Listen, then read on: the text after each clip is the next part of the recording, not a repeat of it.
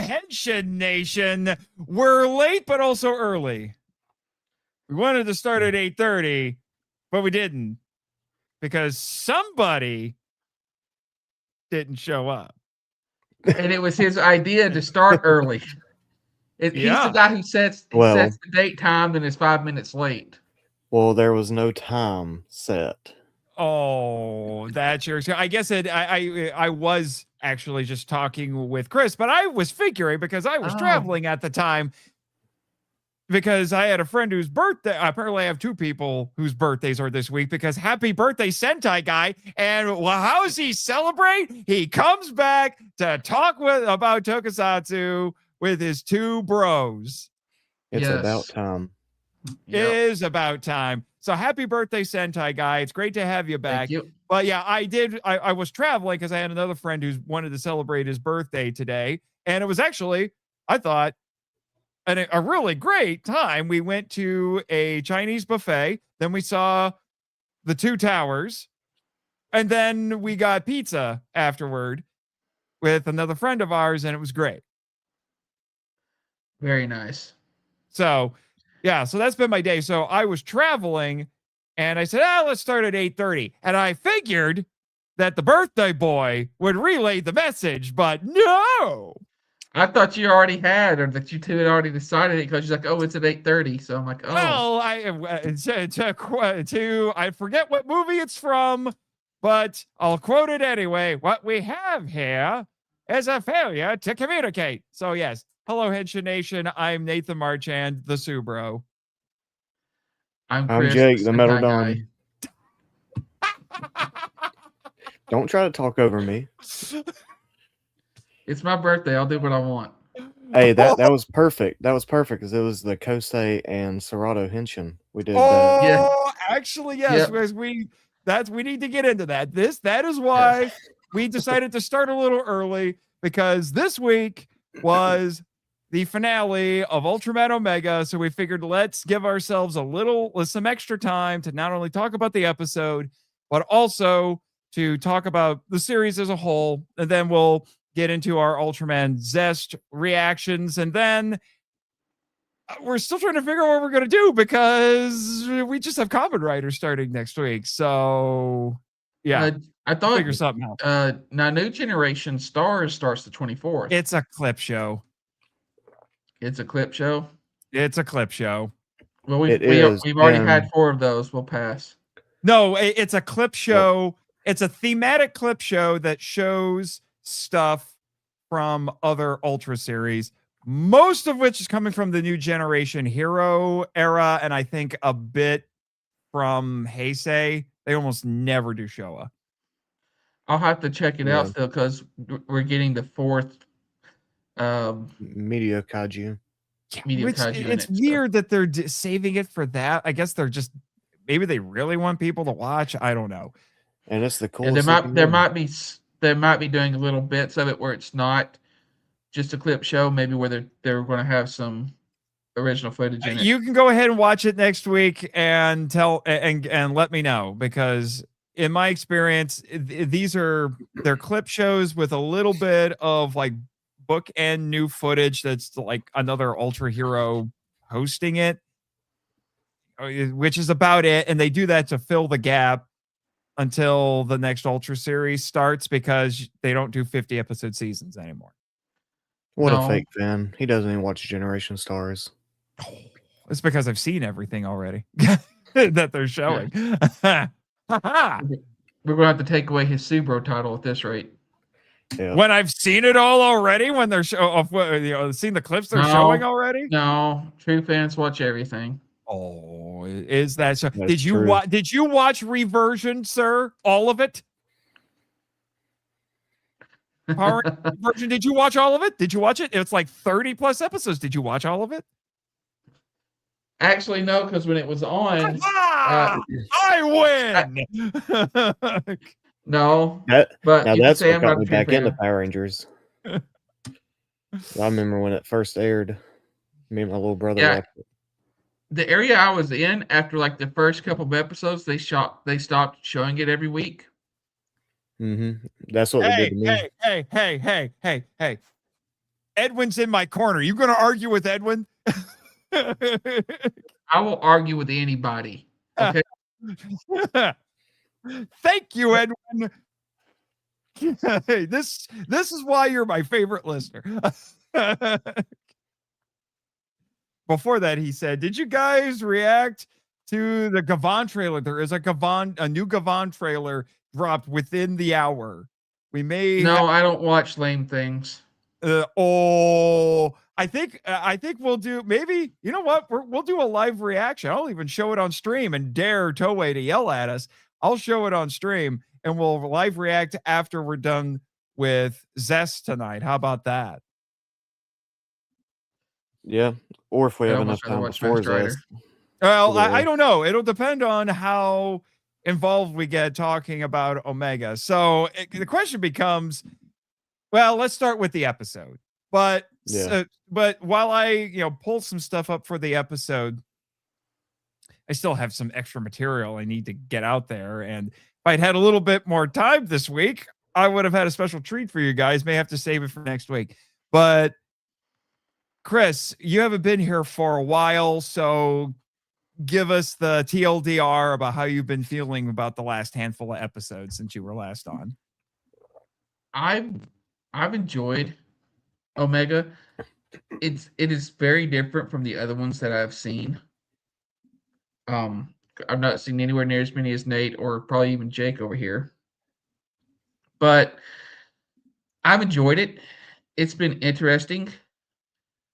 I actually really ended up really enjoying the last episode. It took some twists and turns I wasn't expecting, which is always a nice surprise. But it also made sense with the story that they were telling.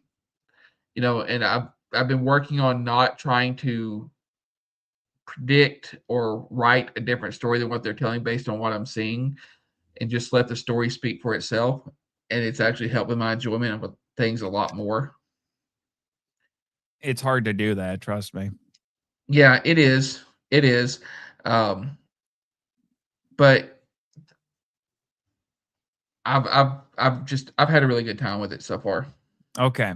Well, the finale episode 25 is called Overlapping Futures. And the official synopsis on the Ultra Wiki goes like this. Omega looks on with indifference as humanity faces ruin. The KSCT and the NDF fully mobilize the knowledge and technology gained from their experiences so far. But Zomira's rapid evolution shows no sign of stopping. Kosei swears to protect something important that Serato left behind. Bearing the resolve and the pride cultivated with his irreplaceable friends, Kosei swears to Sayuki and Ayumu that he will return alive and rushes into a desperate battle, staking everything on one final battle. Well, that's a slightly redundant there, but okay. So there you go. I will admit, and I told you guys this after I watched it last night. I don't think this is the strongest finale that we've had in, probably since I started watching these simulcasts back in 2020. But I will admit, it did surprise me. It broke tradition again a bit this episode. Namely, it combined, literally and figuratively, the Ultra in human form and bonding with a human. Because that's what we got here. Yeah. It's kind of interesting. It's like we're almost watching, like, if you remember, even Ultraman, the original Ultraman 66, there was archaeological evidence showing there had been other Ultras on Earth before and had bonded with people. This is looking like the Ultras of this universe had not got to that stage yet. So this Omega, and sometimes they would call him Ultraman, but they often just called him Omega. He really didn't become an Ultraman until the Ultra, which is Serato, picked a host, which But the was thing, there have been Ultras who just took human form and didn't have hosts.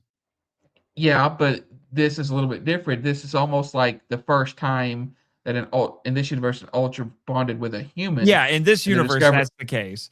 But I was not expecting that we would get both of these setups here, where we spend the entire show having an Ultra who's taken human form, like Ultra 7. That's what Ultra 7 did.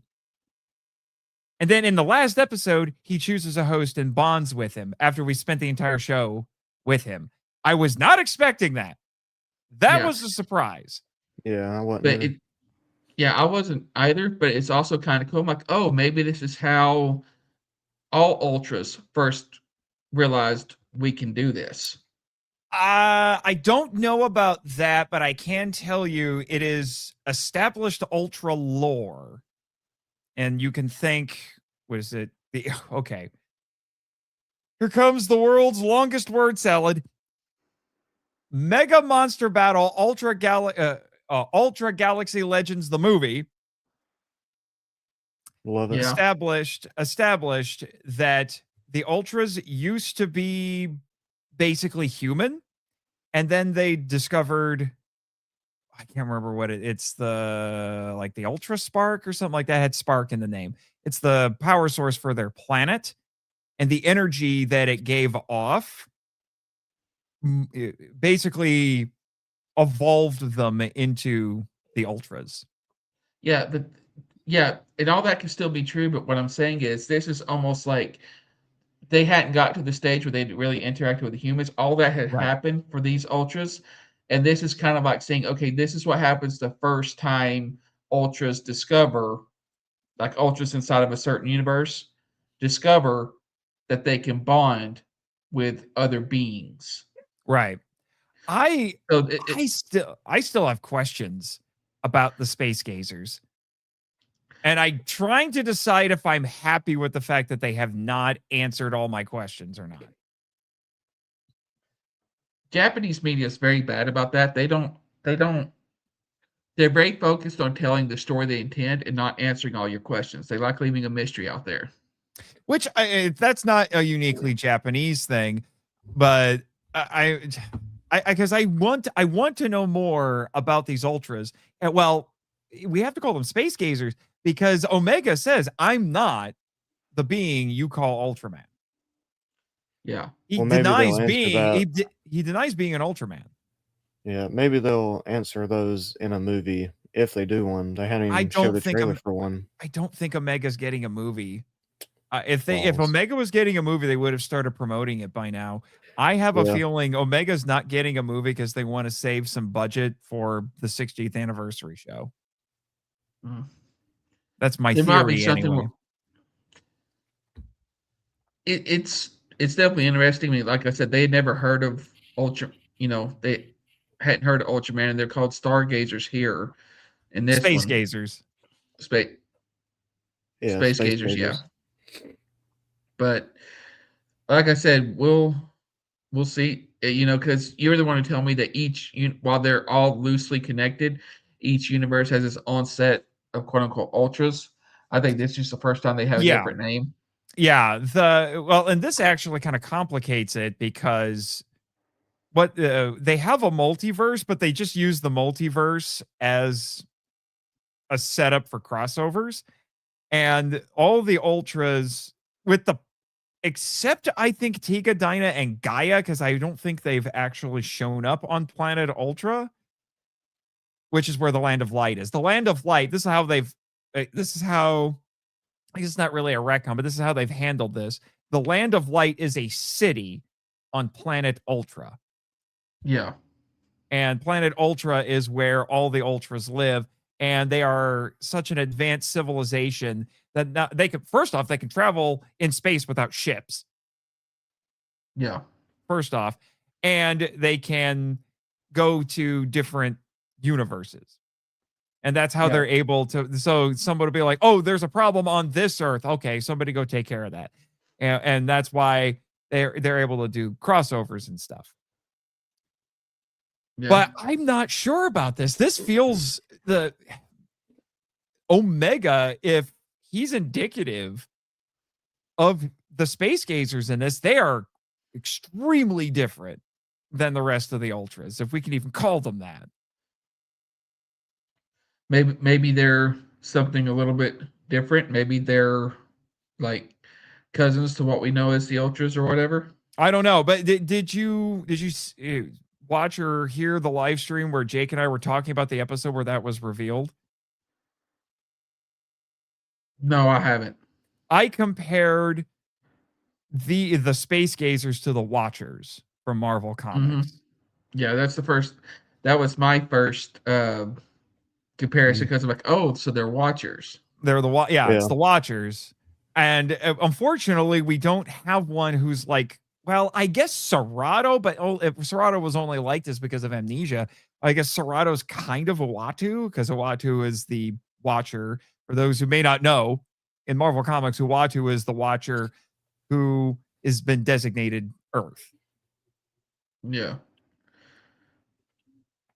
And he'll break the oath to not interfere when he knows the world is facing an incredible threat, like, oh, I don't know, Galactus. Yeah. But that's the interesting thing here is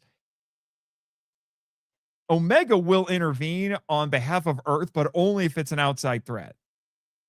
Oh, did that kaiju come from Earth? Not doing a thing.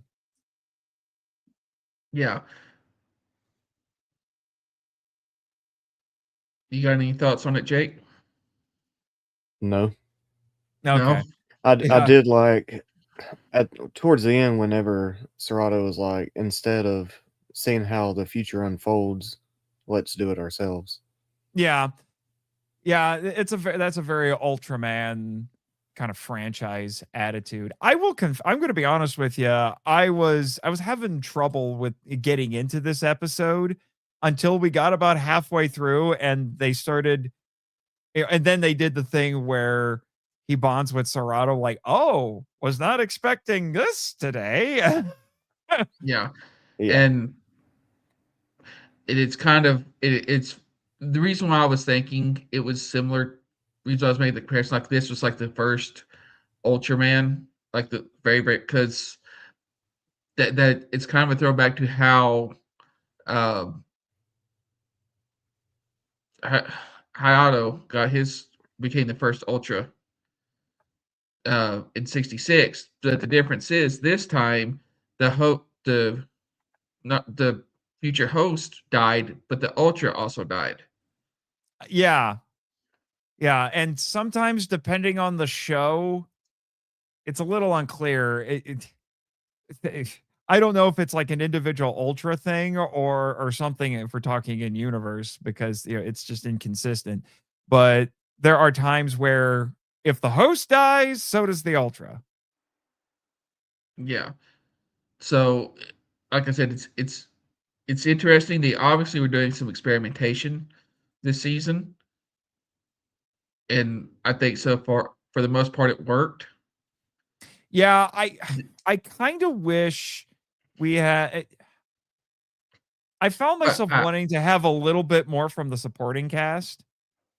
Mm-hmm. This episode. It would have been nice if the three members, like Kosei, Ayu, and the professor, each had one of them Medo Kaiju. That would have been nice. That's what I thought they were gonna do. I was hoping for that.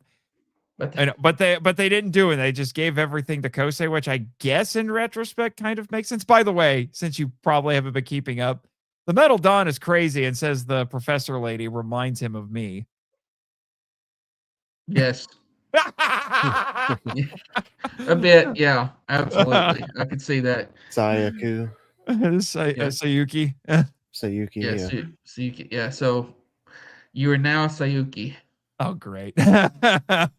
But yeah, I was hoping to get a little bit more in this last episode. I do think it's interesting that we get in the last episode, like the last 2 minutes of the last episode, we get a full-fledged, complete Science Patrol team. with uniforms and everything. Yeah. You know, Yeah.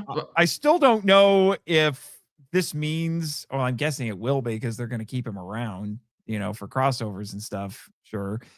I'm still not sure if this means that Serato Kosei can now just transform into Omega now.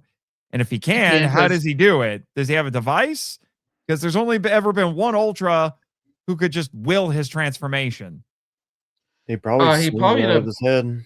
Oh, that's true. He might just summon. Yeah, he'll probably just summon. The Slugger. Yeah, because he did that whenever they did the dual henshin. That is true. That is true. He's got the gym part now. That is true. So, and you saw him do that at when they were out in the ether or whatever. So I imagine that he's able to do that like Serato could. Yeah, I think in past Ultra shows that have done that, I think they called it the Ultra Zone. So it's like this space where the host and the Ultra can interact.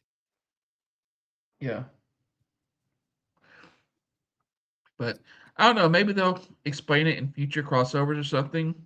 Maybe this universe, they had some Ultras that were there. Maybe it got broke off from the others and they haven't had contact with the Land of Light. They were like maybe the lost ones or something. I don't know. I don't know. I have questions about the Space Gazers, but it's more within the context of the show. I think this is fine for the most part. Even though if we're just looking at the context of the show, I still have some questions. But I do wonder how this is supposed to fit into the larger scheme because I hope we do end up getting a movie, even if it's further down the road than usual. Yeah, because you've got the professor going out to try to make contact with the stargazers. Maybe she does. Maybe we'll get the answers that way. Maybe. Maybe. But to be honest with you, in terms of finale episodes that we've gotten, I would not. This is not the best one I think that we've gotten since. I'll just say 2020 because it's when I started watching the simulcast. Personally, I think I was happiest. I think the finale I liked the most was probably Blazar's. Personally, I thought Blazar it's probably had the best one out of the lot. Arc was pretty solid from what I can remember of it. It's probably been too long for me to comment on Trigger and Decker. And I think I probably just thought those were okay. I remember the Ultraman Z or Z, whatever finale being pretty good. I think that's all of them. Yeah, I'm pretty sure that's all of them, but I still would say probably Blazar I thought was the best one.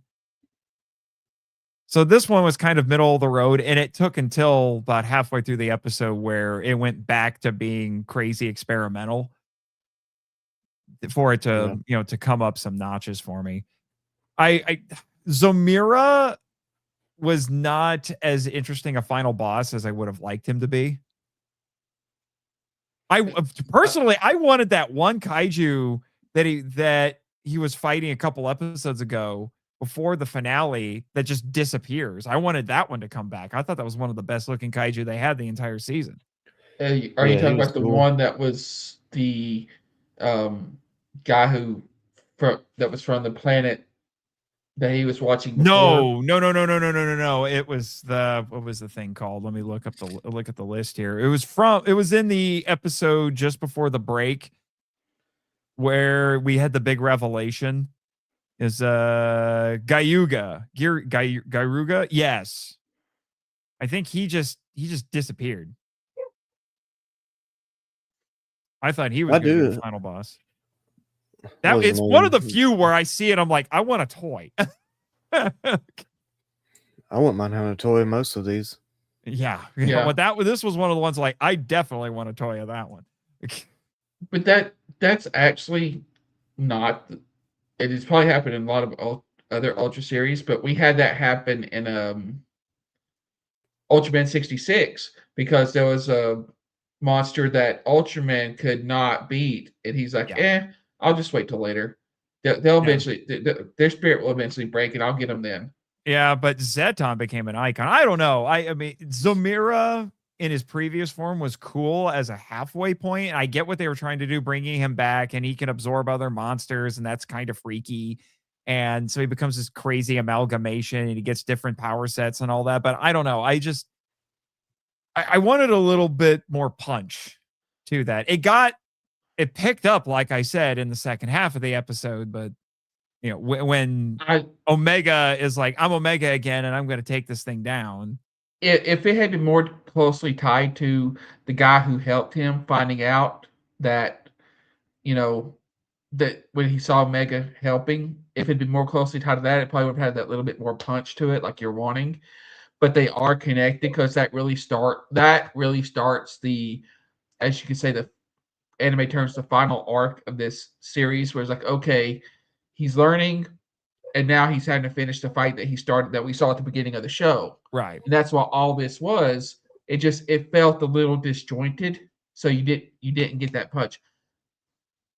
Yeah. But overall, I think it was a good finale. I like the fact that it was a little bit ambiguous. Now, here's my complaint. They do owe us a movie, because this is a 25 episode show and 3 official clip shows and 1 glorified clip show. But only the glorified clip show counts toward the 25.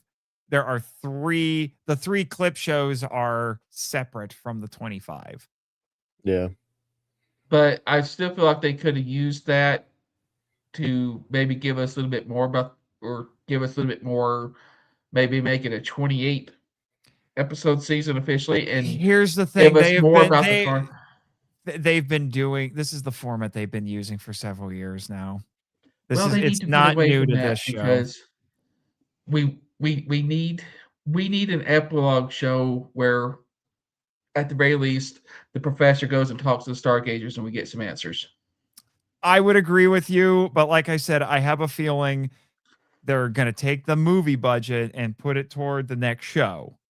And the current rumor is that the next show is going to be called Ultraman. I'm going to pronounce it the old Greek way because it sounds cooler. Ultraman Theo. Theo, as in Theo. You know, it's spelled like Theo, but I'm going to pronounce it Theo because they're going for the Greek there because it means God. Yeah.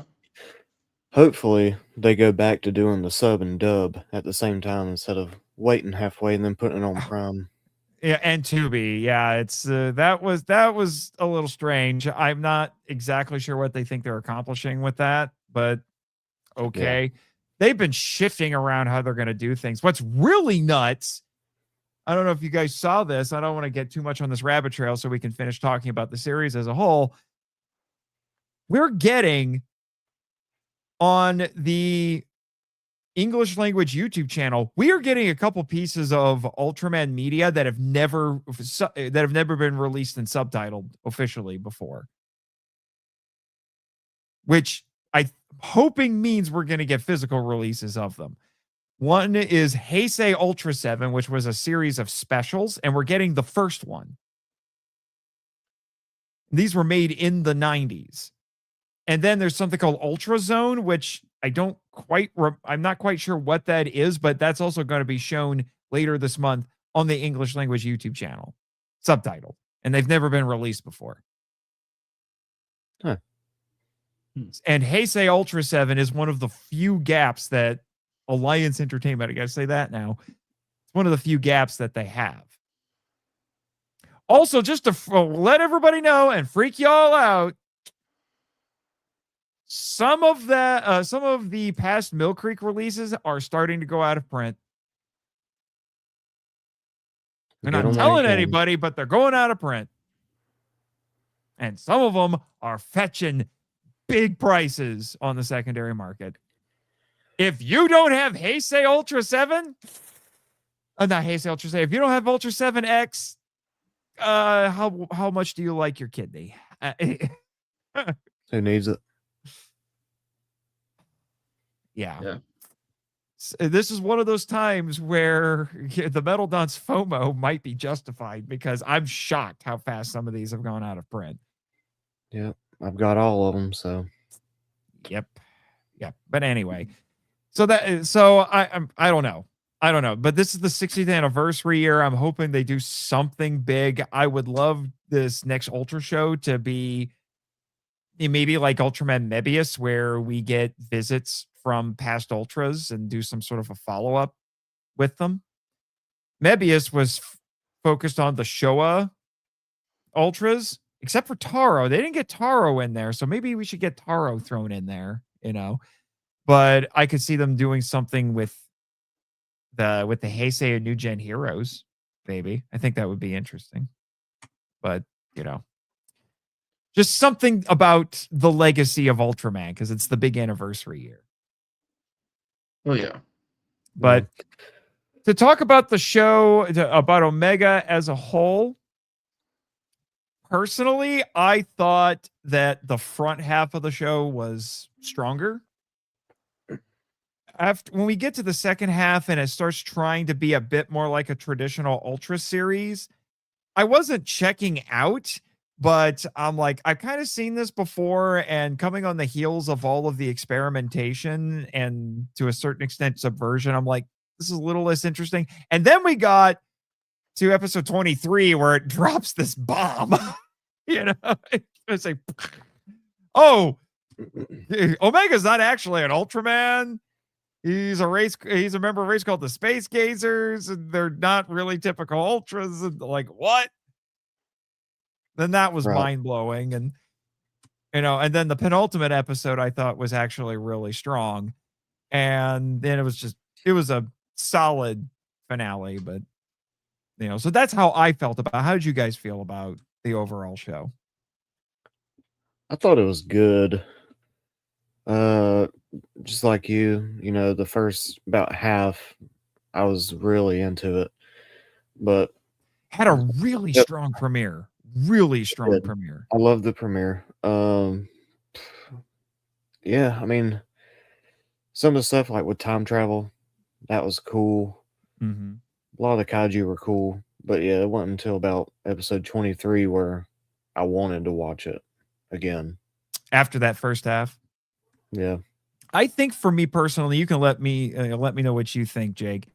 I think that it hit, I think like episode 5, that really sad one that we talked. I think that was one of its peaks. And then I think it hit another really big peak when they had the alien assassin. I can't remember his name, but it was the alien assassin who was played by ZEZTZ suit actor. And he showed up. That 2-parter, that was great. It was. That was a massive peak for the show. And then after that, it kind of like petered out, and it was just kind of like, yeah, I've seen this before. It's kind of fun, but yeah, I've seen this before. Oh, time travel, and then we just kept plugging along. And then we had, like I said, episode 23 is like, yeah, like there was quite a few things I would have changed, but the amnesia part, I think he should have been gaining memories the whole way through. Yeah. Like he would learn like one thing and then wait till the end and throw it all at him. Yeah, I do think that they should have played around with that a little bit more, as aside from just reminding everybody that he has amnesia and or he just recalls something. It's like, oh wait, I know what this kaiju does, or something like that. I do agree. I wish they had done maybe a little bit more, because they did not do that as consistently as I would have liked. But they did do that quite a bit, because he'd be he's like, oh, it's called this. He's like, how do you know? I'm not sure. It's like, and they thought he was just being eccentric. So they did do that quite a bit. But for me, overall, I really like it. And I think I want to go back and watch it again now that we have all they've seen it through, and watch it again, give it another try and see if some of the things fit better. But yeah, looking back at it and seeing like, okay, this is almost like, like with the original Ultraman, they weren't shocked to see a kaiju. It's like they encountered something like this before. So I guess just the way it hit me, the way that I was seeing it, it helped me enjoy it a little bit more than you guys maybe. But like, oh, okay, so this is what happens, how when Earth truly starts seeing kaiju and Mhm. all this stuff. It's how the Science Patrol came to be. Of course, this is different, but this is kind of like how, okay, all these different groups that have, this is kind of how what happens before they're actually established. Right. Right. Yeah. Yeah. Like I said, there's some interesting things, some interesting subversions. I like that we didn't have a Science Patrol team. I liked that we're trying the Ultra in human form again, and then they turned that on its ear a little bit with the finale. Mhm. I like the boldest reimagining is what they do with the space gazers because they're not traditional Ultras. I feel like that's probably the boldest thing this entire show did. Was Yeah, that? Oh yeah. yeah. Maybe they're wanting to, maybe with this 60th anniversary or whatever, and this does happen sometimes with long running series. Like we've done things like this for so long, like the reason why it's called Omega and then Theo or God. This is going to be kind of like not really an end, but like this is a changing, and we're going to start doing things a little bit different, maybe a little bit, and give people a little bit more creative freedom or whatever. Right. Well, I think that they've been doing stuff like this since Blazar. Blazar was really I think started the trend of taking the Ultraman formula and changing or tweaking something, Yeah. complicating it in some form or another. Arc Yeah. didn't do it quite as much, but there was still a little bit of that spirit in it. But Blazar did it by making the captain of the team the Ultra Host. And also they were that seems like a small thing, but it changes the dynamic of the show completely. And another thing I he was noticed. a family man to boot. Mhm. And another thing they did, and I don't know how often it happened, this group, the group in Blazar, was definitely more militaristic and less sciencey Yeah. than the ones I've seen before. So that was another. In other words, it's more like the military guys who would show up to help out the science team. They have the Ultra this time. Right. Right. So that Right. was a cool change too. Right. Right. So I know we've got about 15 minutes or so before ZEZTZ starts. So I think I'm the only one who can feasibly do this because I've been watching all the simulcasts since 2020. But I thought I would kind of like do a quick ranking just off the top of my head of all the those shows since 2020 with the simulcast, at least on YouTube. I would say for me personally, top of the list is Blazar. I'm such I get it. I'm such a simp for Blazar at this point, but I love Blazar to death. That show was top notch.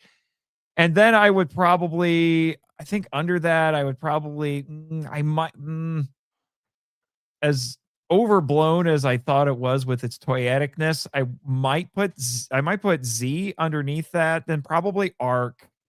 And the reason I put Z on that list is because that was one of the last ones that had involvement from the, dang it, his name is escaping me. I'm such a terrible fan. We named one of our awards after him. Akio Jisoji. No, not Jisoji. We should probably make it an award for him. It's like, what was the weirdest moment in this in these episodes? No, dang, I done forgot our awards. Yeah, I forgot. Koichi Sakamoto. It was the last. That was one of the last ones that had his involvement in it, if I remember correctly. And then I would probably say Arc. And then I don't remember quite enough about Trigger and Decker. I'd probably put maybe Decker and then Trigger. I think that's all of them. Yeah, I'm pretty sure that's all of them. Yeah, Z, Trigger, Decker, Blazar, Arc, and Omega. Yeah, so that's all of them. Well, mine's easy. I've been watching since Blazar, and Blazar's number 1, Arc's second, Omega's third. Omega's third. Okay, that's interesting. I would have thought that Omega might have edged out over Arc there a little bit. Oh, I loved Arc. Mm-hmm. I like Arc a lot. I haven't seen all of Arc yet, but what I've seen of it, I really enjoy it. But Blazar is my number one. Mine would be what I've seen so far: Blazar, Omega, then Arc. But it's kind of fair because so far, Blazar is my favorite Ultra. I think that should just tell you people, Blazar is fantastic. Blazar is so good. Although I think we're a little colored because it's got our boy Johnny Young Bosch. Yeah, that helped. I will say this, and I love Ultraman 66, but that show is carried heavily by the Science Patrol. Mm-hmm. With Ide and that team's dynamic, Ultraman is really cool as far as the concept, but as far as Ultras and Ultra host, I would probably put him in the middle of the pack, maybe. Yeah, I know he's iconic. They do some stuff with Hayato later in the franchise that expands on him as a character. Yeah, but just based off 66 alone, from what I've seen, I'd put him middle of the pack. Blazar and his host is just one because the host himself is just so interesting as a person, as a captain, as a family man. In this one, I like Serato a lot, but again, he's got a great personality, and that really helps him. But and this is starting to make sense now that you see the ending. The real star of the show is Kosei. Yeah. And I like Kosei a lot. So in a way, Kosei is a very good Ultra host. We don't know he's going to be the Ultra host. And now that I think about it, maybe that is why they gave him all of the Medio Kaiju. It was foreshadowing the fact that he's been the secret Ultra host this entire time. Yeah. Omega is the last of these space gazers, and Kosei and Serato are the first Ultraman. In this universe. Yes, in this universe. He doesn't truly become Ultraman until the very last episode. Until then, he's Omega, the last of the space gazers in a way. Because now everything's going to change because you've got the humans going to make contact, and he said his argument at the end was we've been looking for the answer. Maybe it's time for us to team with and create the answer. And so he said they're watching and they're thinking about what he said. So possibly this is the beginning of more Ultras in this universe, Yeah, possibly. I'm not exactly sure. I can tell you that at least I'm basing this just on the stage show that was done in America, although I'm guessing it's probably not too different than what's being done in Japan aside from language. And I don't know how canon the stage shows are, which is why Kamen Rider makes my head spin, because modern Kamen Rider, some of the stage shows are canon, but not all of them, and some of the specials are canon, but not all of them. It's just, why, Toei? Why? You have too much money. Stop it. Because Toei makes us go Doei. Where's my... I was gonna say, I was trying to remember which button I had it assigned to. I haven't had to hit that one for a while, but in that stage show, which if you haven't watched it, it's on YouTube. Go watch it. But they treated him like he was no different than any of the other Ultras, and he teams up with the OG and Zero. And they don't. To them, he's just another Ultra. Well, there's a line in the New Generation Stars where he said, "I didn't know there was so many more Ultramen." Yeah. So when they did the little preview for it, and I don't know how seriously to take that, but I don't know. It's maybe we'll get our answers in that. Maybe. Yeah, I don't know. It would be weird. It would be weird, and then we won't tell Nate what's going on. I was gonna say it would be really weird if they felt the need to do some serious lore building in the frickin' clip show. Hey, it'll get you to watch it.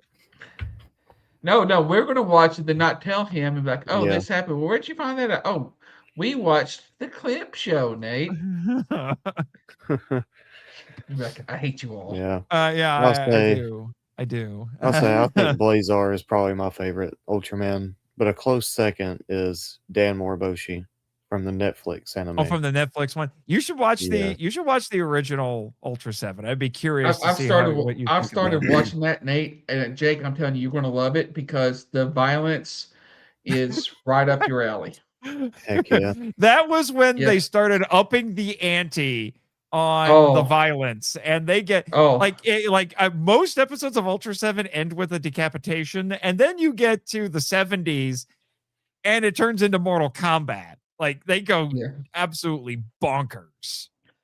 Yeah. Dan Moriboshi, he's like he's not like, oh, maybe we should get on the kaiju. He's very much, oh, F those kaiju. Heck yeah. There is an episode where he takes his eye slugger off and cuts the monster's carotid artery and he gets sprayed with lime green blood. Jake's like, I'm well, definitely going to check it out. Ultra 7 now. Ultra 7 gets crazy.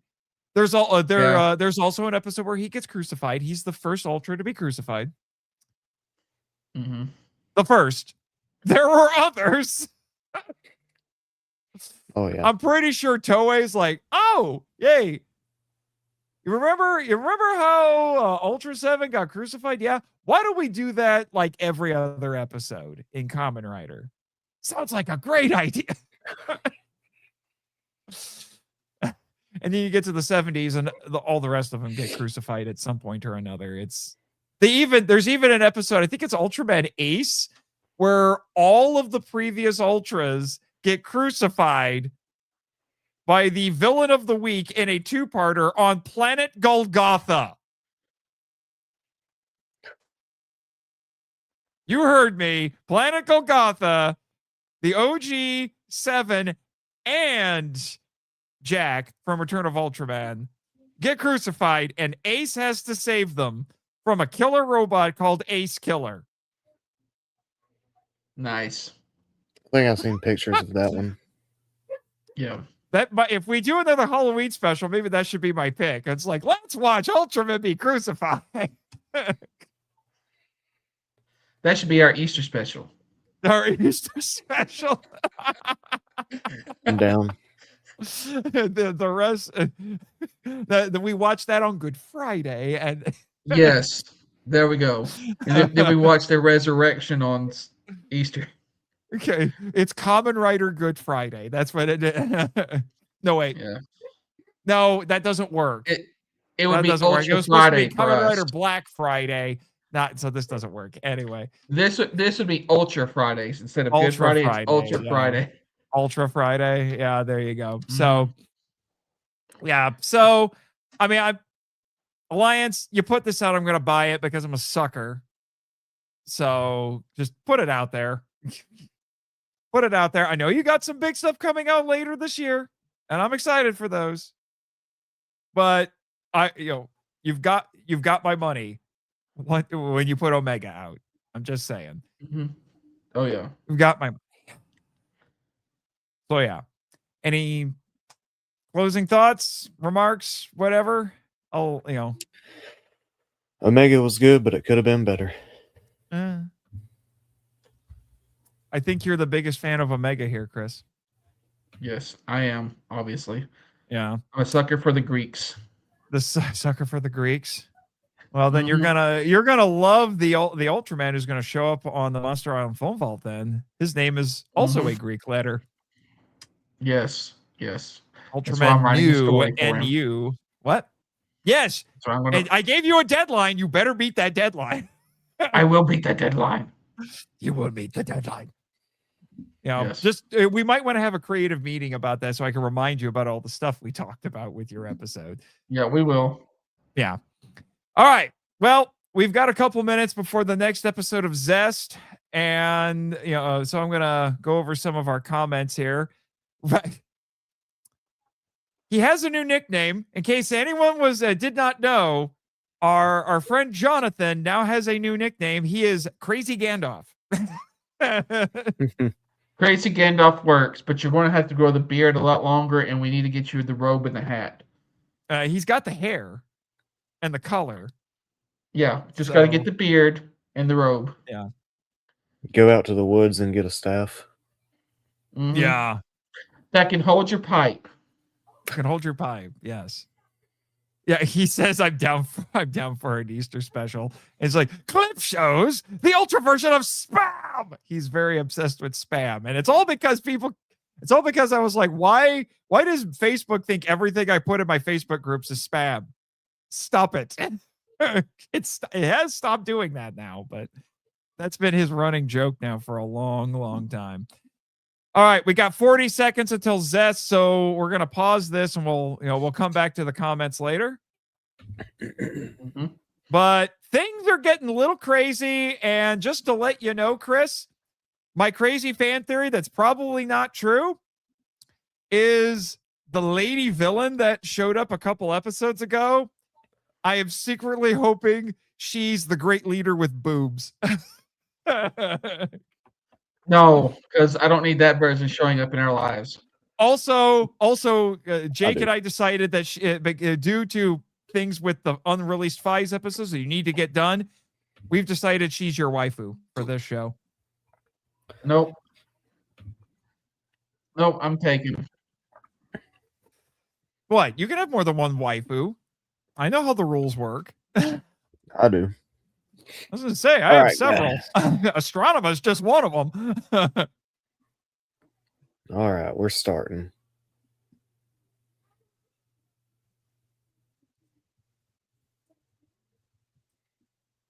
Oh, wait. The one he was just talking to is my new waifu? I accept. No. Yeah, the lady who showed up, and she's like the new main villain. Have you not been keeping up?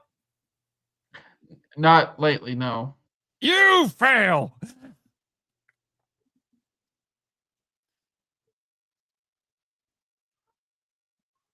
Yeah. Okay. So agent number 3 is the L from Death Note.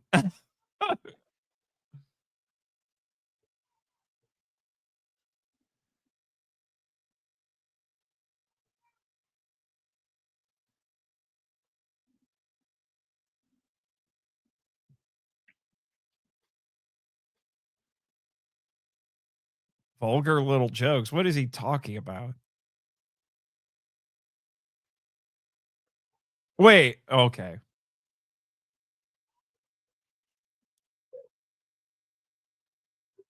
I already don't like this dude. Yeah. He's clearly a better agent. This guy's a fanboy who, got the job, but he's only super cool in his dreams. Literally. Yeah. I take it you're not a fan of our writer? Who? No, I know I do like him. I'm just saying he tried picking a fight with a real agent, and he's only cool in his dreams. Hot for teacher. For real. Seriously, hashtag hot for teacher. She barely looks old enough to not be a student. Oh, it's Nem? It is Nem? Wait a minute. If that's Nem, then you know how a couple weeks ago, Jake, she embodied your fantasy? I think we just found mine. Oh my gosh, of course. If only she was a dance instructor. I would marry her.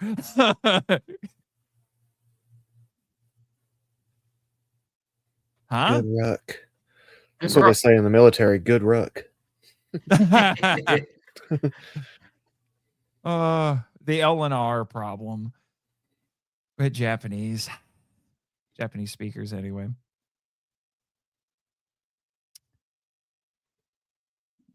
So I guess depending on the week, Nem is somebody's waifu.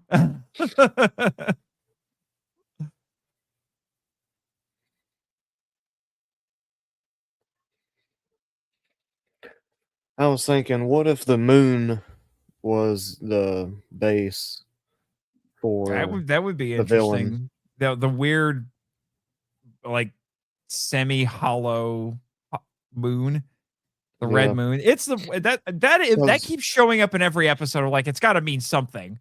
Because you have all the butterflies, they fly up, and then when you were there, all the butterflies were around them.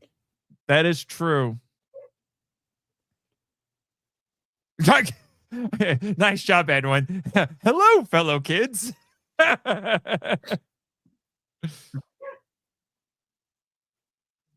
Oh, Edwin. Oh, Edwin. Maybe it's Baku's mom because, yes, Mom, hidden secrets in Kamen Rider again. Oh, no. That would be nuts.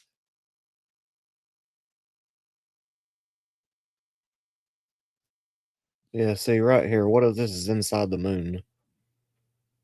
I would be very happy with that. Oh, my gosh, that was super CGI there. Now, this is who we're talking about, Chris. If you don't want her, I'll be glad to take her. The joke will make sense when the Fies episodes are out, people. Yes, they will be out. I was going to make a forbidden fruit joke, but that's a toy. And I'm being interrupted by an ad that is about me getting put into Marvel Rivals. What the actual F? What kind of Titan is this? What? That is an actual nightmare. This is living up to the name Nightmare. Oh my god. What? What strain of LSD was the character designer on for when he made this? It was like a giant rabbit with a 6-pack and booby eyes. The quote unquote booby eyes are giant eyeballs in the palms of a smaller creature that is riding piggyback on his shoulders. Yeah, it looks like one of those aliens that's controlling the robot, but the handles are the eyeballs. I'm still trying to recover from that, and now we have the Japanese WNBA. I'd watch it. So far, it's better than the WNBA. Unless Miss Clark is here to help you, I don't think you're going to win. So far, it's better than the WNBA because they can actually make their shots. Hey! You know, Miss Clark plays for the Indiana team, and she actually made people care about the league. Okay, she's an adopted Hoosier. You will be nice to her. I am being nice to her. I'm just insulting the WNBA in general. I know.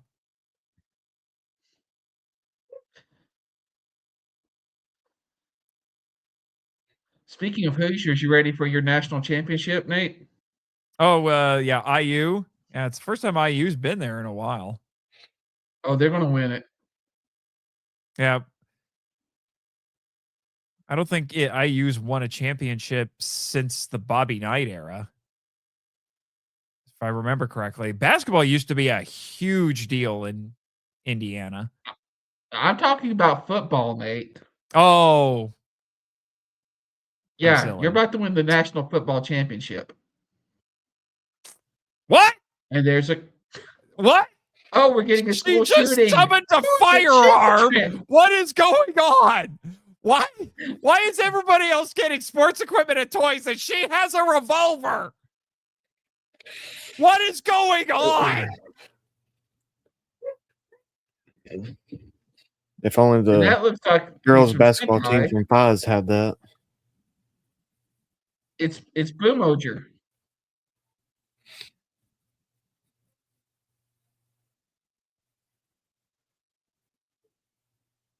Yeah, seriously. Did he eat a Power Ranger? I swear, he ate a Power Kill me Ranger. or I kill all of you. This is not the horrible thing we saw earlier. He This looks like is like Master Xander. He looks like Master Xander's bastard son. he looks a bit like Pinhead from Hellraiser. He Yeah. also looks like one of the Rangers from, what was it? Boomjer or whatever it's Just called. sit there.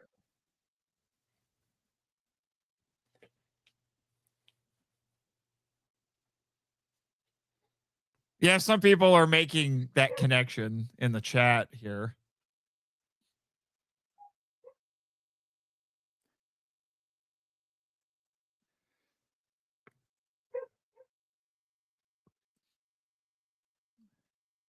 Like it. Wigging out there.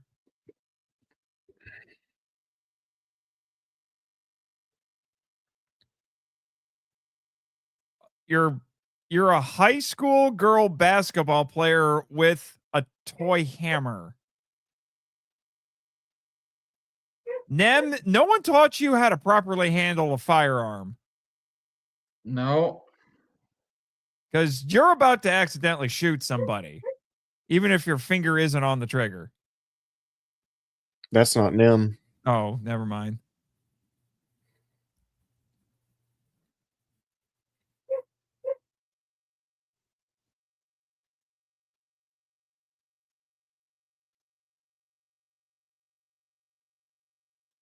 Well, if you were Ace from Doctor Who, you could beat up a monster with a baseball bat.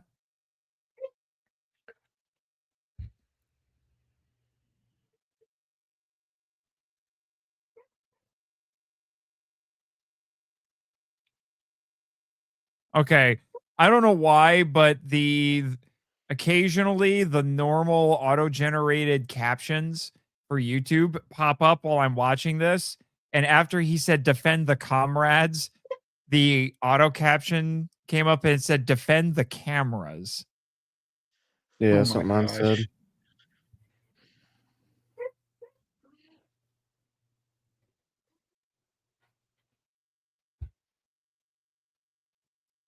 You know, the title of this episode is Shoot, so maybe that's why someone manifested a revolver. Yeah.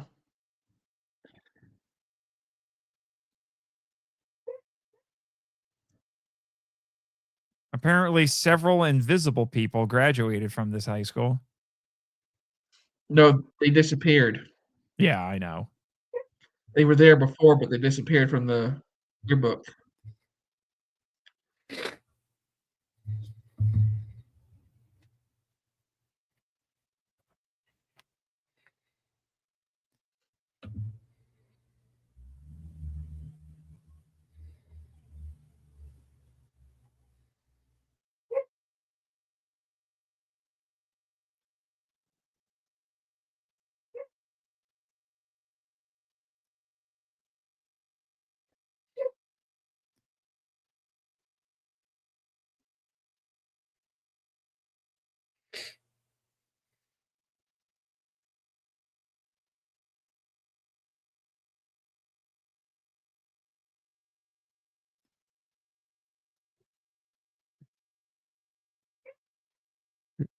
First day on the In the job? camera.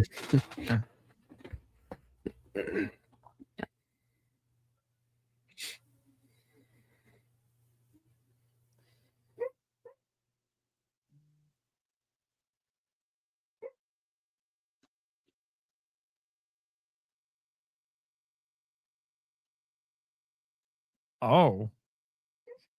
Your friendship died at graduation?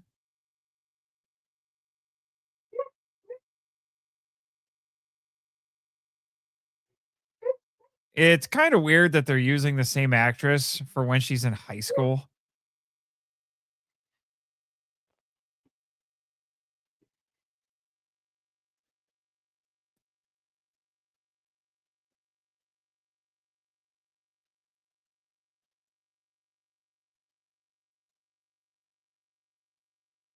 Oh, have you? He's always wrong.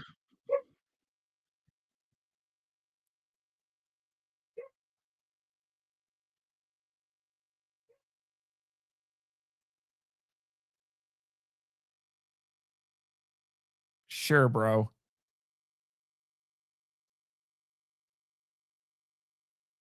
Where have you been? That's the entire premise of this show.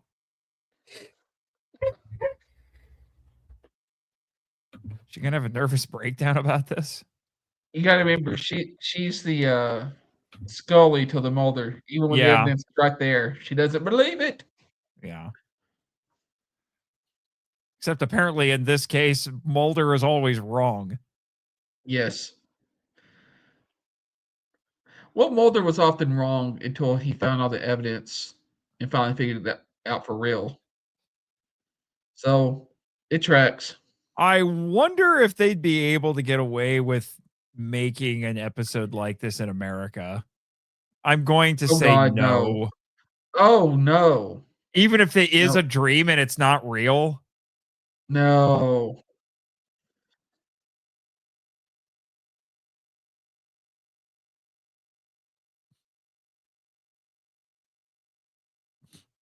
There's that freaking red moon again. I like that moon. It is. I do too, but I like, what does it mean? It keeps showing up. Must be a reason. Is she using a If they end up trash making can a lid? If they end up making a lamp that looks like that moon, I'll buy that. Did the explosion in the background in that a couple seconds ago look suspiciously like AI? You were too worried about AI, Nate. Just enjoy the show. I'm just saying, like, I've heard tale about AI being used in the show, but nobody complains about it. But poor Ninja Kids uses AI as a placeholder, and they want to tar and feather it. Yeah, no kidding. But yeah, I'm still mad about that. Oof. Where's the unholy abomination that we saw earlier? You know, I'm honestly surprised that YouTube hasn't pulled this episode down by now. Or like stop the live stream. Probably because YouTube is not crazy enough to fight Toei. Well, this is Tokusatsu, so I don't know, but it'd still probably have to be Toei. Yeah, no, I wouldn't be surprised if people complain and this episode ends up becoming unseeable on YouTube. I don't know, but I'm just saying Toei is so litigious they accidentally gave themselves a copyright strike when they launched their YouTube channel. That's hilarious. Serves them right. Yeah.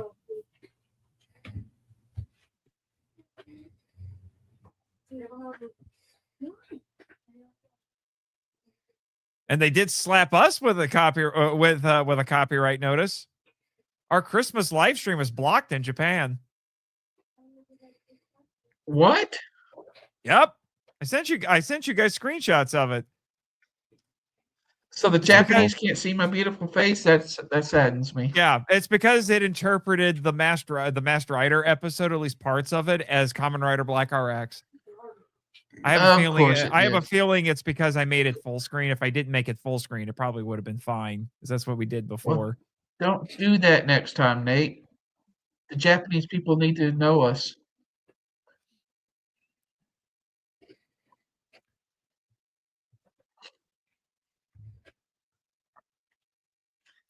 Oh my gosh. Tempting a high school girl to shoot somebody at school.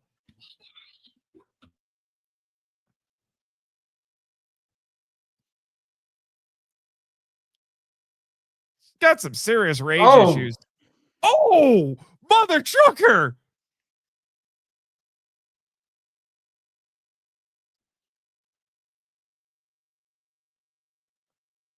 Good grief. I've seen the only time I've seen somebody do something like that's Superman.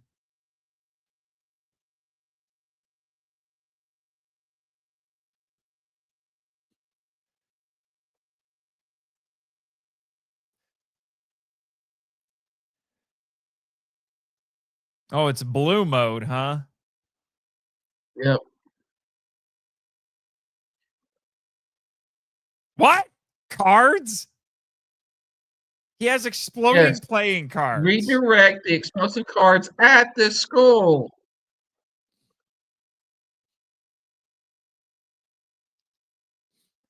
I mean, come on. We watched all of the Guyver animes, and they had episodes that took place at school.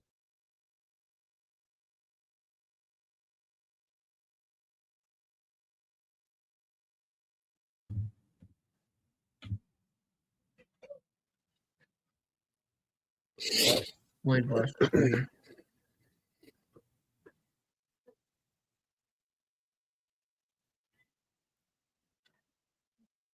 Break 'em bullet.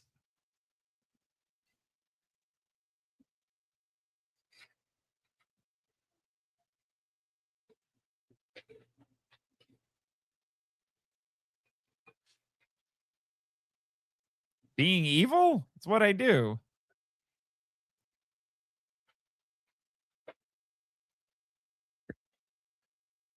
Have you seen his new look, Chris? What? Have you seen his new look? Have I seen what? He's not the Nox Knight anymore. He's Kamen Rider Nox. Can't hear you. I said, have you seen his new look before? And whose new look? Nox. I'm just watching this right now. Okay, I was gonna say. This is the first time I've seen Nox, so What? Oh my gosh. I'm way behind. Oh my gosh, dude. Fake fan. Oh wait, he doesn't like Kamen Rider. That's right. Oh.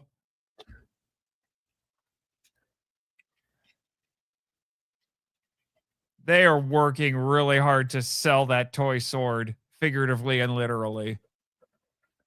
And you know you want it. I want it too.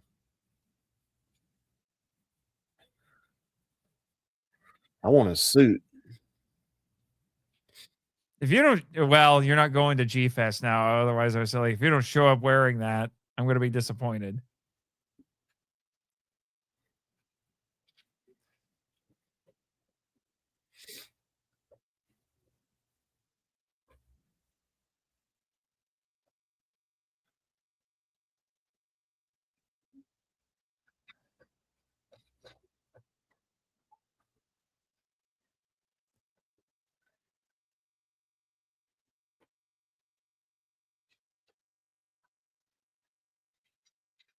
I like Nox's suit a lot.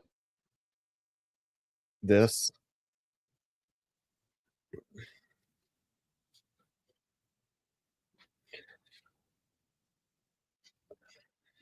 His first form was silver and gold.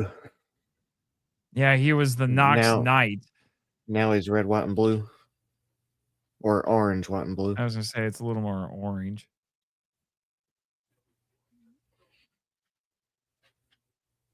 Also, Zero is dead, in case you didn't know. Spoiler warning. Okay. As of right now. At least we think, at least the robot is dead. I'll have to watch it. I'll get caught up tonight. Better. That's once you get to about episode 15, they start shaking things up.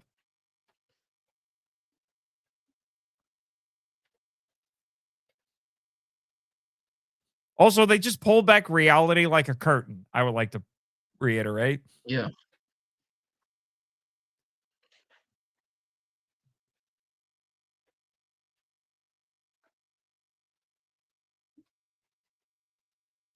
I thought, wait, they let the kids at the cram school listen to music while they study?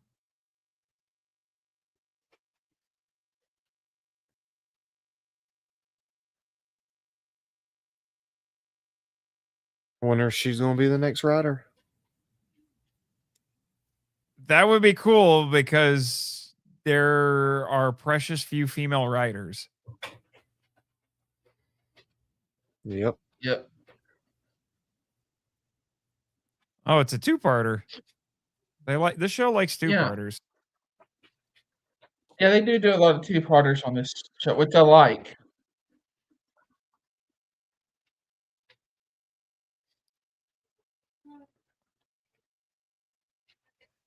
Well, now the mission makes more sense. Protect the comrades is because she was an agent.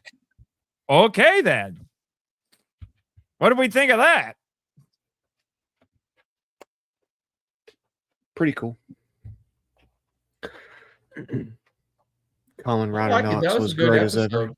episode. I think the Metal Dawn has a new man crush. What can I say? You do that too well, sir. You do that too well. Thanks. I now require photographic evidence of this wife. Oh, you've seen her. Yeah. And we were supposed to see her at G-Fest this year, weren't we? Uh-oh. She ain't gonna come to that. Apparently neither are you. Oh, yeah. Yes, I'm still salty about that. I'd like to come to G-Fest. Mm-hmm. Maybe Chris will Leaving us stop and pick behind me for up. sand. Hey, I'll take my ZEZTZ belt with me. Oh, I told him that he needed to come to G-Fest wearing that belt. Mm-hmm. The belt, I might add, he said he didn't like at first, and then he started watching the show, and he's like, I like this belt now. If I wore any of my belts, it would be either the Fies or the double.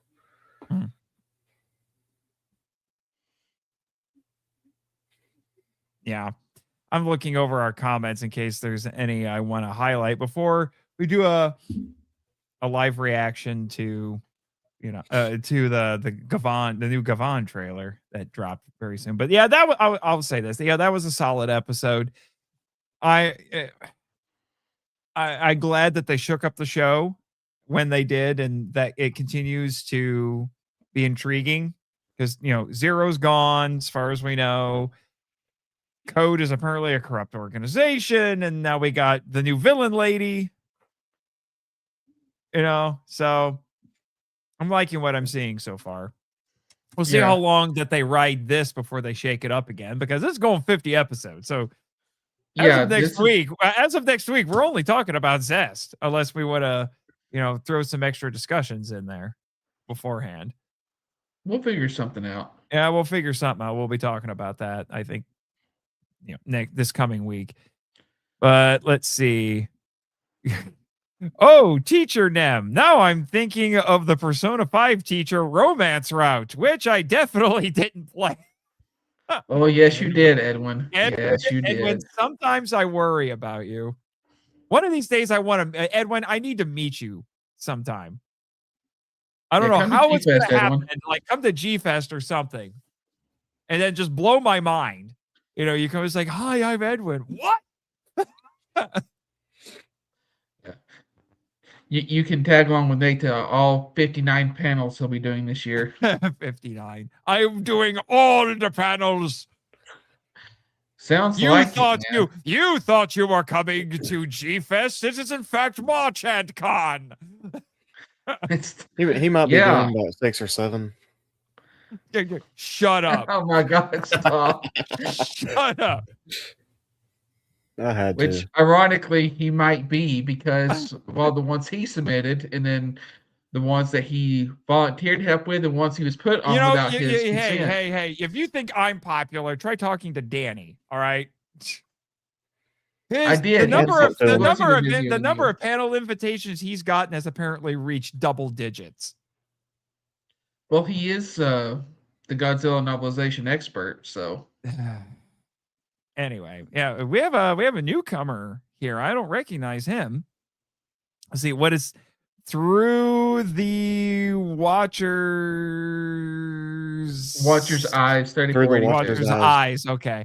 I will not be able to sleep tonight from that nightmare. Yeah, where did it go? Where did that unholy abomination go? That was the monster of the week I wanted. Yeah, where did that thing go? Because that was, and like it just appeared, and all of a sudden it's gone. Like, we can only handle a little bit of that to begin with. Good Lord. That is, I gotta say, that is I've seen a lot of tokusatsu in my life, and I've watched a lot of anime. That is one of the freakiest looking monsters I've ever seen in any of them. Like that has reached top 5 for me. Yeah, that's Cool design.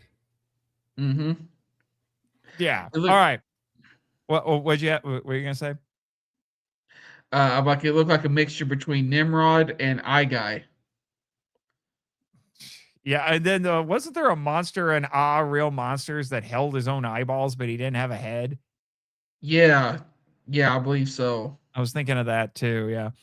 Huh. Cram schools that do more than put pressure. Sleeper agent children. Man in America. They would have just made this Masked Rider Cody Banks. Oh my gosh. Oh, Edwin, the connections you make sometimes. Watch the Albie being Masked Rider instead of Dex episode that was just a dream. Oh my god, Masked Rider keeps coming back. Masked Rider will haunt us. Thanks to the great leader. Who I swear, I want the great leader to be this new villain lady. Seriously, I'm waiting for her to turn out to be the great leader.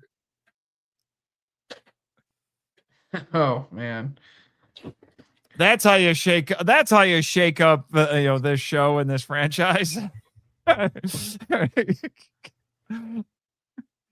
Who do you think I am? I travel to other dimensions, and here I am a lady. Yeah. He's PTSDing into a coma right there. Look at that. All right. All right, yeah, this was a fun episode, so okay. I'll give it 2 thumbs up. 2 thumbs up. Yeah, you just need to catch up so you'll be less confused. I wasn't that confused. It was pretty like, okay, something happened with the code. Zero's missing. This lady's in charge. And we've got apparently one evil rider for sure, and probably at least one more on the way with Agent 3.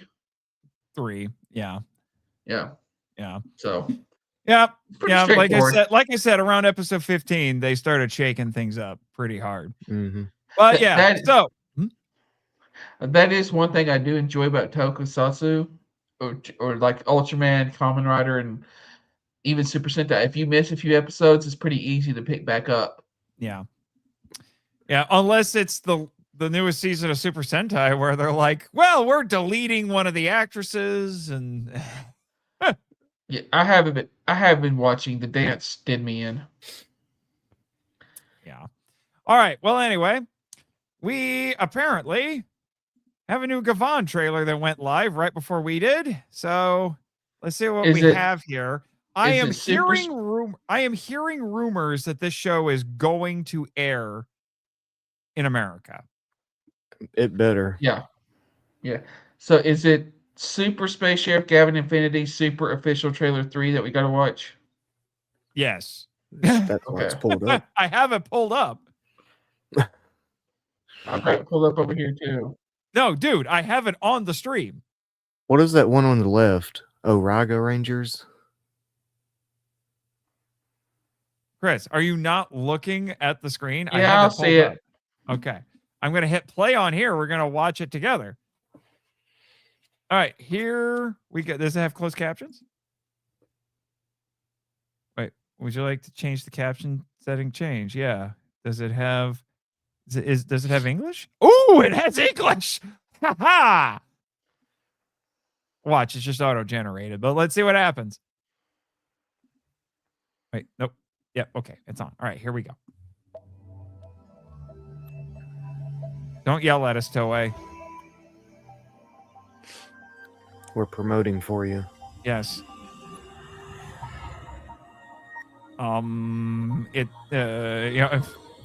The letter of the day is A, and okay, it's gonna spell Gavon. Okay.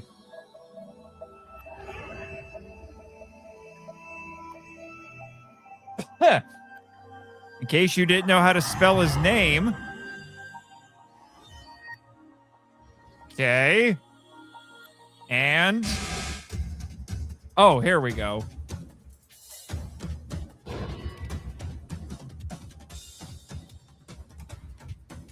Yeah, it's not just one Gavon. There are several, including a girl.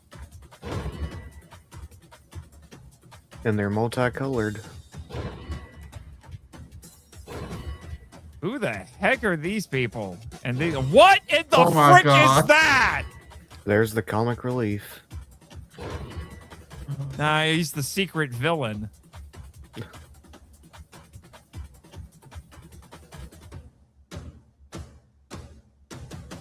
Yeah, this might be a Gavon show, but I am getting Super Sentai vibes all over this thing. Oh, yeah.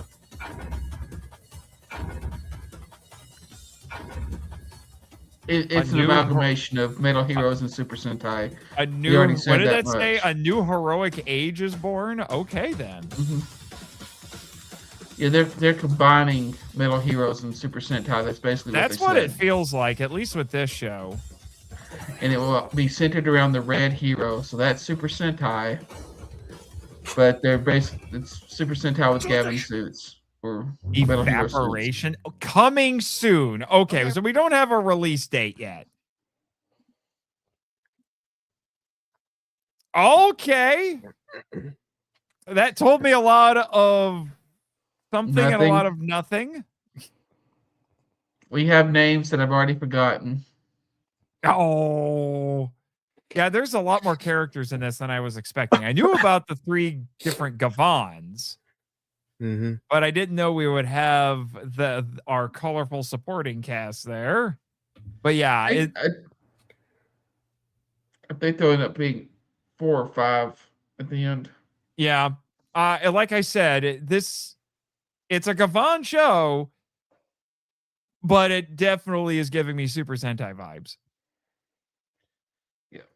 It especially with our weirdo comic relief character, I'm like, this is like, yeah, this feels a little bit more like a Super Sentai. But that robot looked like straight up from the last Metal Heroes, the kids show. Yeah, that might be what they're. That might be the callback there, but yeah. So, I mean, it looks cool. It does. I love the suits. Yeah, it does look cool. I would love to know what kind of villains we're dealing with here. That is the one thing the trailer didn't do, was tell me what kind of villains we're getting here. We're not even really.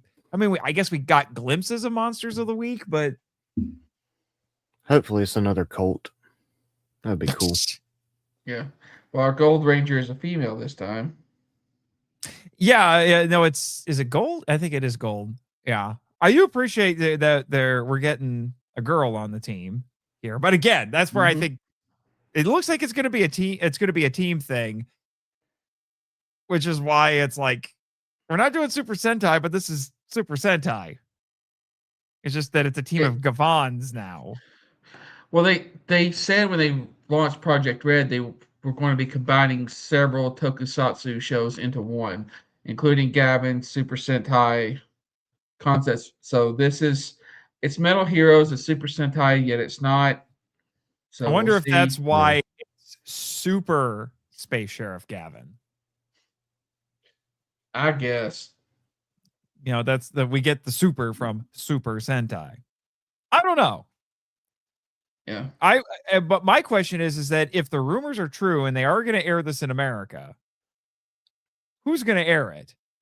Is it going to be Tokusatsu again? Probably.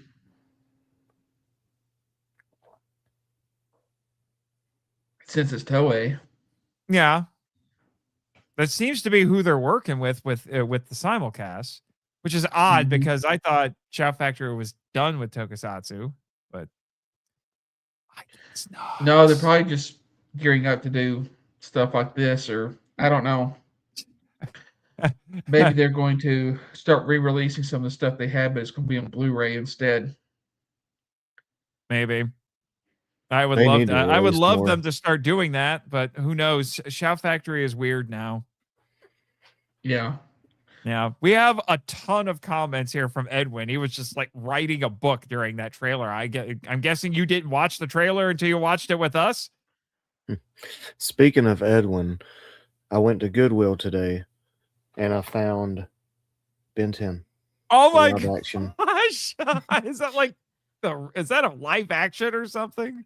Yeah, live action one. Oh my gosh. I didn't even know a live action existed. Dang. All right. So he says the girls in yellow, this Gavan seem better than the sisters in Armorsaurus. Just appearing in 20 seconds. I have not seen Armorsaurus yet. Apparently, he's been keeping up with it and he's not happy with it now. I tried. I have no clue what I that watched is. I barely watched the first Armorsaurus. episode. It's weird. It's a I think it's a Disney show, and it's a remake of I can't remember if it was Thai or Korean, but it's basically knockoff Power Rangers. Okay. Because I thought I was like, okay, it's got the aesthetics of Power Rangers, and then I watched the trailer for. I was like, yeah, it's mother trucking Power Rangers. Oh. Except what I think they actually do is it doesn't look like the whole thing is based on like having a ground fight and then going through a Zord. Their costumes are basically flight suits and they're mech pilots and they're all dinosaurs. But they have to transform in order to get into the flight suits and then get into their robots, for what I could tell from the trailer. What is this? Did they recycle Titanus in order to make the ships and mechas? No. Space Sheriff Gavin has a starship that turns into a dragon. Because he's cool like that. He got that from me. Oh, of course he did. He said when we were all thinking, wow, okay, they are Sentaiing and Rangering the hell out of this. They are.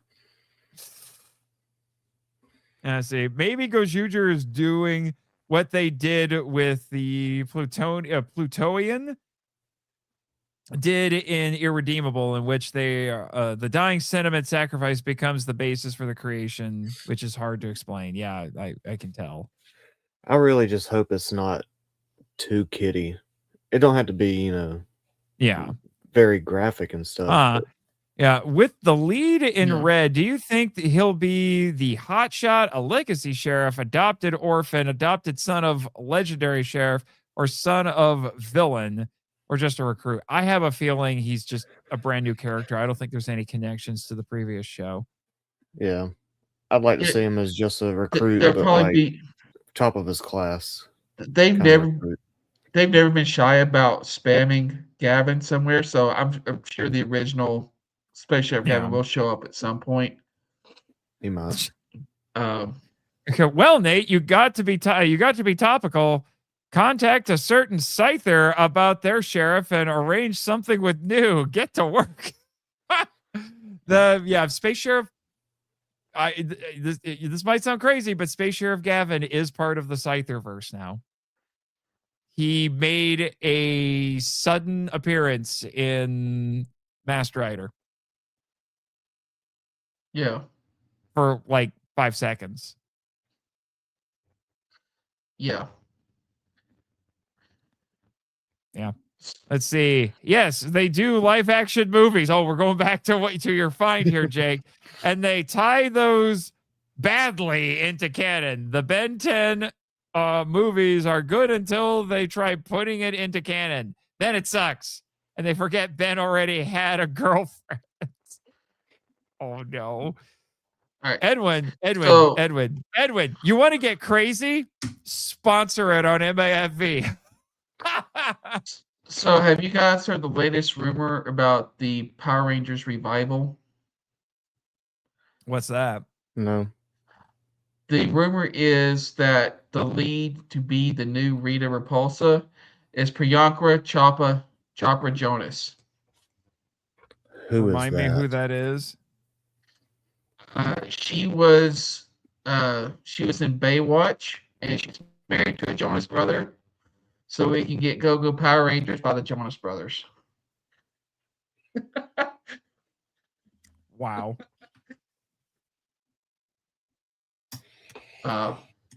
Imagine Jonas Brothers doing the intro to it. Oh God. Yeah, maybe my I'd wife rather would watch not. it then. They would. It's a Disney Channel. It's a Disney Plus show. They would do it. Oh my gosh. Let's see. Oh my gosh. He's Selena looking. Gomez will be Zordon. I'm just trying to send you a link to who she is. Or Demetria. He'll skip Zordon, go to Demetria. I'm trying to say she's an Indian actress, producer, and entrepreneur. She's created on Miss World in 2000. She's a Bollywood star. And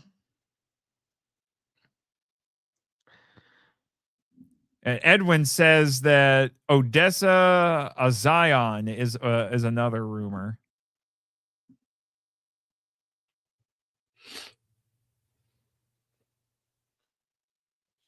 Well, we'll get a revival of Power Rangers before we get Legend of the White Dragon. Come at me, Shonky. Come at me. Yeah. Release the White Dragon. Let's start a new hashtag here, guys. You've heard of You've heard. Yes, I know. But you've heard of release the Snyder hashtag release the Snyder cut. We're starting hashtag release the White Dragon. Yeah. I shared a link in the studio chat. Oh, about this rumor? I link it to the actress. So bring it up on screen. I'm not complaining. Wow. This is our rumored Rita? Break it up so Jake can see it. Put it on the screen. He wants it on screen. This is our rumored Rita. I have no notes. No notes. Whoa! Wowzer! There are more. Jake's like, thank the Jonas Brothers can do the intro if she gets to be Rita. I don't care. I know it's I know it's a Faustian bargain, but can I be Lord Zed? I was about to say Jake's going to go audition to be Lord Zed. Only if I get to be Rito. Sure. Chris, you can be Finster. No, I'd have to be Squat. No, we'll make you Ernie. No. He's gonna rage quit the show. I don't think Chris is PC enough to be Ernie. No, I'm not. Ernie, my girlfriend just left me. Well, quit being a shitbag. What do you want me to say? You gonna buy freaking Juicy? Yeah. Ernie, my girlfriend just dumped me. Then stop being a putz. Here, by the way, here's your creatine drink. Yeah. Go lift some weights. That'll make them happy. Yeah. We're like, there's enough half-naked horse right here. Like, Kimberly's over there. As long as you're not Skull, you got a chance. Oh, Ernie, man, as much as I practice karate, I can't win a tournament. Well, quit being a pussy. Yeah. You know what? I would pay money for this spinoff. Okay. Yeah, Jason's like, man, I can't win a karate tournament anymore because you're not Tommy. Shut up. Oh! You're just the Red Ranger, not the Green Ranger. Kim comes over and looks really depressed, and she's just like, it's like, what? And Ernie says, "What's wrong, Kim?" It's like, "Oh, there's a boy I like." Oh, really? Who is it? Oh, his name's Tommy. He's like, dump him. He's the Green Ranger. What? Yeah. It's what is trying to kill us? Yeah. How do you know? Yeah, I drink and I know things. I just. Like, I drink and I know things. Like, how do you know? Like, I also know you're the Pink Ranger. Why? Well, you disappeared in a streak of green light from my youth choose part, and you wear pink every day. Jason's red. Zach is black.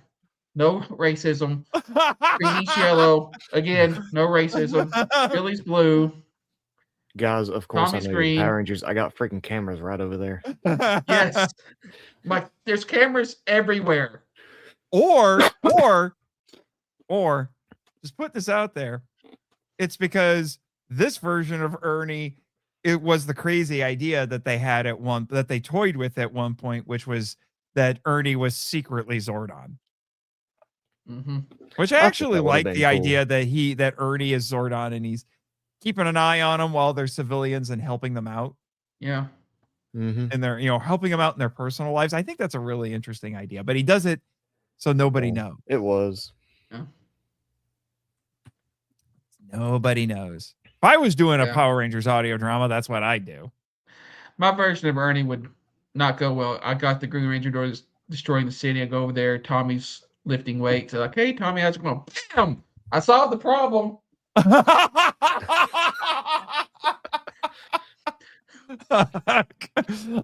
I just committed for second-degree murder, but I solved the problem. Like, Jason, here, you can have 2 power coins. Maybe you can get his girl too. Oh my! Wow! Are you sure this is? Are you sure this isn't like the Last Jedi of Power Rangers here? I'm just saying, but no, we don't talk about the Last Jedi. No, we don't talk about the Last Jedi. Oh no, Edwin, you have officially reached Crazy Town. Would Adele be Dimitri? That could work. I wouldn't say no. Oh, all right, Edwin. Make the Subro happy. If Adele is Demetria and what's her name is Rita, who's Astronema? Liv Morgan.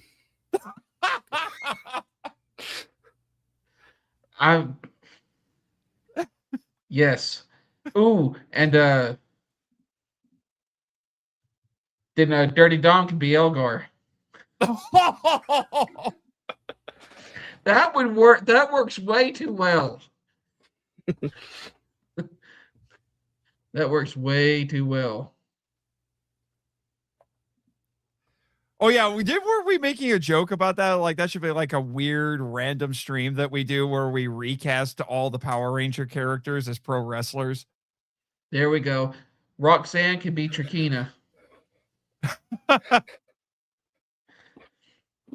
Crap. That would be kind of fun. Probably Rhea Ripley could be the Dark Spectre. Who? Rhea Ripley could be Dark Spectre. Oh my gosh. Heck yeah. I'll take her. I'll take her. I kind of like this idea. We should try this sometime. Let's do it. Okay. Yeah. Try it sometime. It's like, okay, so if the Power Rangers were if pro wrestlers play Power Rangers, who is ever? Mm-hmm. Hang on, we gotta have So somebody wait, to be, wait. Let me guess. Lord Zed is Mr. McMahon. No. Oh no, too many muscles. He'd have to be Triple H. That's what I Triple H. I am Lord Zed, Emperor of all Asia. Spits water out of his grill. Who was the main villain in Turbo? What was her name? Divatox. Divatox. Who's Divatox? Who's Divatox? Chelsea Green. Who's that? Who is that? Chelsea. She's the I think she's the U.S. champ on SmackDown. She's Matt Cardona's wife. Pull her up, Nate. I'm trying to, but I typed in Chelsea Green and I am. Oh, that is the professional wrestler. It's like, why does she look like a basketball player? Yeah, I found her. Hold on. Oh, wait, wrong button, Marchand.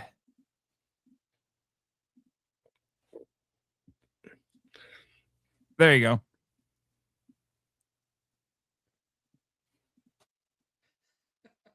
Wow. It's like the Busta Rhymes song, "Break Your Neck." Yeah. So, and you know who has to be Zordon, and that's the Stone Cold bottom Steve line. Stone Cold said so. Said so. Oh Hell my yeah. God. That's my idol Rangers, right there. Yes. you're gonna go. You see that monster on the viewing globe? You're gonna go kill it because that's the bottom line. Because Zordon said so. The Green Ranger shows up in the command center to kill. So, look, listen, you mealy-mouthed little bastard. You just see Zordon in his tube. He crushes 2 beers together and starts drinking. Oh, Oh my gosh, who's Alpha? who's Alpha? Siri. No, Alpha Adam Pierce. It's official. Oh my gosh. Say Halsey as astronomer and Rey Mysterio. Mysterio's whatever girlfriend can be the one unleashing monsters all at once. Oh yeah, we'll definitely have to sit down and we'll have to do several live streams where we go season by season. Jerry, there you go. That would be fun. Yeah, Cannot Goldar. use Oh the my same gosh, people. Goldar. Yeah, and you can use. And we'd have to set some rules. Like it doesn't have to be WWE. It could be anybody from any era. Hold on. Because otherwise we're going to run out of wrestlers. We know who Goldar is. Goldust. Goldust. Yeah. Goldust. And Scorpina is Marlena.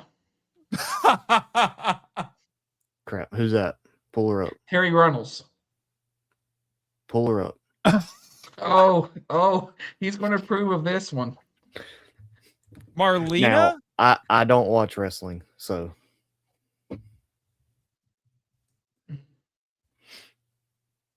Oh my. Terry Runnels, right? Mm-hmm. Question is, which one of these pictures do I use? One that won't. Oh no! Now this is the one. NSFW. If Goldust, I see why you went with this one now. If Goldust is Goldar in this insane alternate universe, I see why you suggested Marlena. Because that was his wife at the time. Yep. I mean, she's all right. You need to get a better picture. I look like the guy down there at the bottom right. Yeah. Well, here's another one. It's not as good of a picture, but yeah, here's a. We'll go with this one. This is actually looks like a publicity photo for wrestling. Here's a solo picture.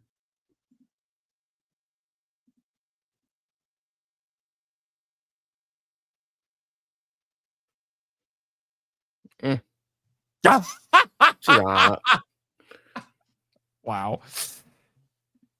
Now, wow. Liv Morgan is my girl, so. Oh. I thought you said you didn't watch wrestling. Oh, I don't watch wrestling. But I look at Liv Morgan. I see her on my Instagram.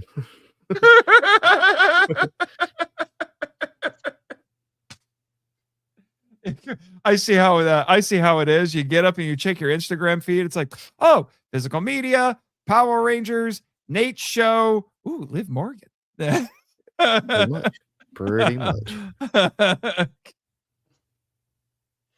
Have you seen Liv Morgan, Nate? I looked her up. Yes. Yeah. Well, go ahead and put her on up to make the Metal Dawn happy. This is turned into the WWE. Oh, show. Wait, I didn't show her on screen. Okay. No, you did not, sir.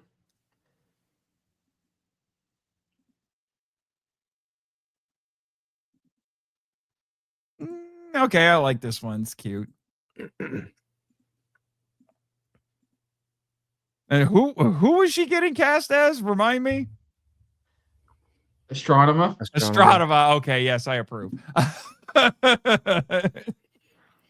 Yeah.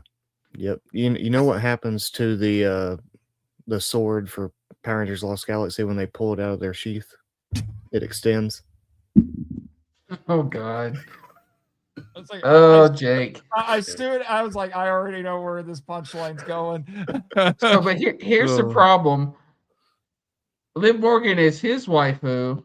Astronema's yours. So is there going to be a death match between you two to get the new Astronema? WrestleMania, baby. Wait. Okay. Well, hold on. Who are we? Who are we? Because I would have said Stone Cold, but he's already taken.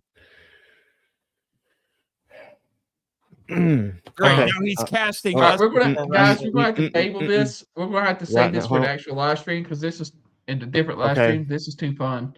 I'm saying it right now. I'm Kane. Kane? I'm Kane. He's been my number one since day one. With or without the mask? With. Oh, masked Kane, huh?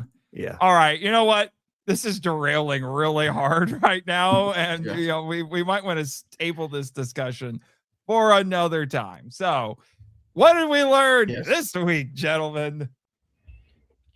Don't show me pictures of Liv Morgan if you don't want to suffer the consequences. We are the new derailed trains of thought. Don't steal my waifu, and may the power protect you. Thank you for listening to Henshin Power V3, a podcast produced and hosted by Nathan Marchand, Christopher Reiner, and Jake Amber.